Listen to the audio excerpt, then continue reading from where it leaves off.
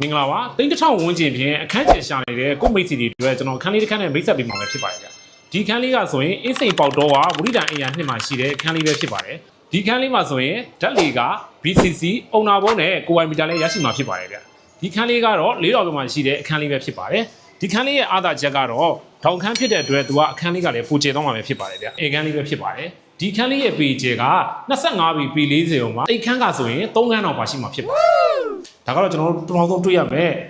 အိမ်ခန်းလေးပဲဖြစ်ပါတယ်ဗျဒီနောက်ကိုဆက်လာလိုက်မယ်ဆိုရင်တော့ဒီမှာဆိုရင်မိဖို့ခန်းလေးလည်းတည့်ရမှာဖြစ်ပါတယ်ဒီခန်းလေးကစေးမီအကုန်လုံးလုပ်ထားပြီးတော့အသင့်နေအခန်းလေးတစ်ခန်းလေးဖြစ်ပါတယ်ဗျကျွန်တော်တို့ဒီဘက်မှာဆိုရင် master plan ခန်းလေးကိုတွေ့ရမှာဖြစ်ပါတယ်ဗျ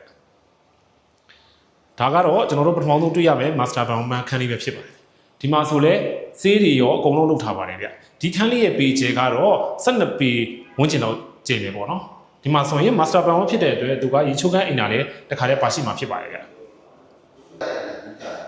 โอเคဒီဘက်မှာဆိုရင်တော့အိမ်ခန်းနှစ်ခန်းထပ်ပါမှာပဲဗျအဲဆိုရင်ဒီဘက်မှာဆိုရင်အိမ်ခန်းတစ်ခန်းတော့ဒုတိယမြောက်အိမ်ခန်းလေးပေါ့နော်ဒီခန်းလေးရဲ့အကျယ်ကလည်း12ပေဝန်းကျင်တော့ခန်းလေးကကျယ်ပါတယ်ဗျဒီမှာဆိုရင်အခန်းကြီးကအကုန်လုံးကပြင်ဆင်ပြီးသားအခန်းလေးဖြစ်ပါတယ်ဗျ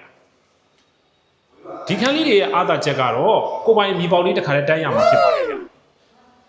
ဒီမှာဆိုရင်တတိယမြောက်ဖြစ်တဲ့အိမ်ခန်းလေးပဲဖြစ်ပါတယ်ဒီခန်းလေးကလည်းခုနကဟိုဘက်ကအခန်းလေးလိုပဲ12ပေဝန်းကျင်ကျယ်ပါပဲဗျဂရင်းဘော်လေးလည်းပါရှိတဲ့အတွက်လူဝင်လူထွက်လည်းအရင်ကောင်းတဲ့အခန်းလေးတစ်ခန်းဖြစ်ပါတယ်ဒီခန်းလေးကတော့၄တော်မြောက်မှာဖြစ်ပြီးတော့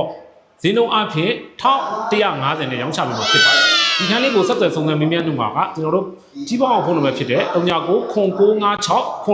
449 339ကိုဆက်သွယ်စုံစမ်းမင်းမြတ်နိုင်ပါတယ်အားလုံးကိုကျေးဇူးတင်ပါတယ်